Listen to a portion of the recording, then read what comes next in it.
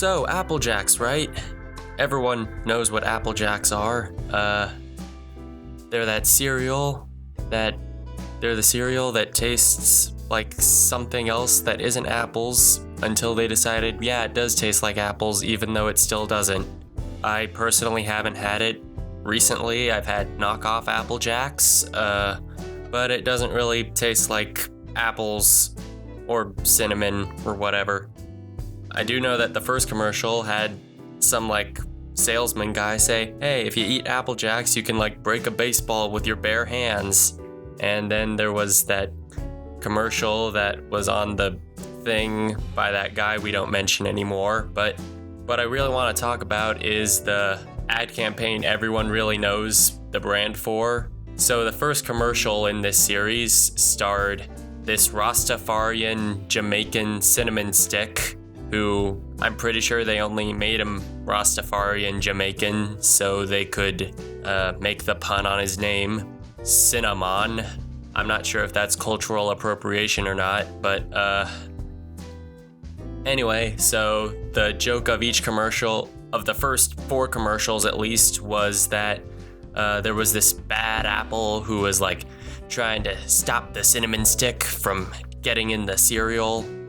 And it was weird because he jumped inside the bowl and he spread his essence around. Cinna-mon jumps into the bowl, and I'm assuming those red flecks in there are his essence, which are his crumpled up, condensed, hardened sweat, which is all over the cereal. And the bad apple was trying to stop him from getting in the cereal because, get it? Apple Jacks don't taste like apples. They taste like cinnamon. So, yeah, after the first 4 commercials or so, there were some complaints. Some people, I'm not sure who, but I think a health board, said, oh, you can't tell kids that apples are bad. They're actually good. You can't discourage them because you've got this character named Bad Apple. I don't know, I feel part of me thinks that could have been corrected by changing his design or something, I don't know, making him look rotten or something so that kids won't actually want to eat him, and oh no, I don't want that guy swimming around in my cereal spreading his stuff around. But yeah, so because of that, they had to make a change. So from then on, Apple was cinna-mon's competitive buddy or something, and they were trying to get into the bowl together. And this is where a interesting fan theory I think I read once comes up. So in this ad for one of the double vision variants of Apple Jacks, I guess that was a variant cereal. I'm not really sure what they could do with the formula. It was this variant where you had 2 green ones that were shaped like 8s. And in the commercial, they portrayed this by Cinna-mon getting hit on the head with a coconut. So the fan theory goes like this. That coconut gave Cinna-mon brain damage, and as a result, the apple that he sees as his friend is a figment of his imagination, and when they go into the bowl together, it's only him going in, which is why the flavor of the cereal hasn't changed. The theory also decided to bring up the fact that Bad Apple killed himself. That was weird. So anyway, yeah, Cinna-mon was racing with himself with a figment of his imagination that was, and they were always well, actually, this friendship sort of started with Apple jumping on top of Cinna-mon, and Cinna-mon got stuck inside of Apple like that episode of SpongeBob where it's a horrible teleporter incident. That's gotta hurt. Doesn't Apple feel pain? He just had a whole person's body stuffed it, going through him. Then there was Apple Jacks Crashers, which had pieces that looked like the Omega symbol for some reason. Yeah, I don't think this cereal did variants very well. And then they eventually separated, competed with each other, and then at some point they got teleported to New York because I guess it was a lot easier to render 2 CGI characters than 2 stop motion characters on like a CGI background or something, or stop motion. One thing I like about the first commercials is that they actually have some pretty cool animation. I like stop motion. I think these two commercials have like a lot of charm to them. Apple Jacks decided to rip off the Smurfs and send them to New York so that they could do stuff. I don't know. Anyway, we got two more variant cereals. One which was apple clones, where there are like a bajillion apples, and so now there are red pieces. That cereal, I kind of get that one from a thematic standpoint. I mean, if Apple's like in the cereal now, like quote unquote Apple is in the cereal now, it makes sense that there would be some red, more prominent red in the cereal now. Kind of surprised if they could do that. They didn't just make the orange pieces red, but I guess that would be too unhealthy or something, food coloring and all, you know.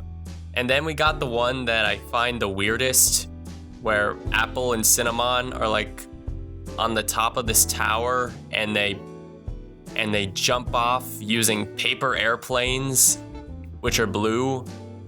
And so these paper airplane pieces got added in. I don't think this cereal had a lot of ideas for like limited editions. It was just, I don't get it. One thing I remember in particular was the time that Apple and Cinna-mon were in the grocery store, and then Apple got abducted by a woman who thought he was an actual apple.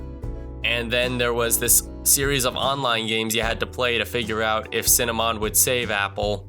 I kind of like the implication that if you didn't play these games, Apple would have died. Well, actually, now that I think about it, the fact that he's a figment of Cinna-mon's imagination doesn't really... Like, Cinna-mon could have just let him die and he'd still be fine, or whatever. What do I know? So anyway, the last commercial to have these characters in any degree was this ad for Cinnamon Jacks, where they're back on the island and Cinna-mon's celebrating his own cereal because I guess he finally realized that... See, I was explaining this idea in Anime Club one day, and someone pointed out that Cinnamon Jacks might be the symbolization of Cinna-mon realizing that Apple is gone and finally accepting that he can move on and be his own cereal now. I guess, even though he was like doing it on his own in the beginning. And also, if that is true, the fact that Cinnamon Jacks isn't around anymore and Apple Jacks is kind of like depressing, like he regressed or something. That's gotta be a bummer.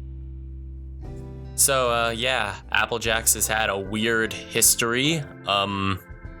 I'm personally more fascinated with it than any other cereal I've known about. Like, I'm also confused as to where their island was originally. Like, there are real kids on that island, so I'm assuming that that's an island that exists in a real world, in like a world. So is it like a parallel Earth where there are like smaller scale things in addition to large scale things? Are like sentient talking foods real? But if that's the case, then there's that Apple clones commercial where there's like a bunch of talking apples that look just like Apple or whatever. So does that imply that that island is just somewhere in the world we haven't reached yet, and talking fruit exists in this world? I know it's not original to nitpick the logic of commercials, otherwise, you know, I'm basically like that guy, but I'm just bothered by it, you know? Just really wish they had just stuck to... I wouldn't even have this issue if they had just stuck to like filming in the cartoony world, but then they decided to move it to New York because like I would have preferred it if they were still stop motion, because then I feel like the studio didn't really know how to blend the models in very well, and I feel like it worked better when they were just trying to like do it in their own world. But yeah, that's all I gotta say. Sorry for dragging us out so long. Bye.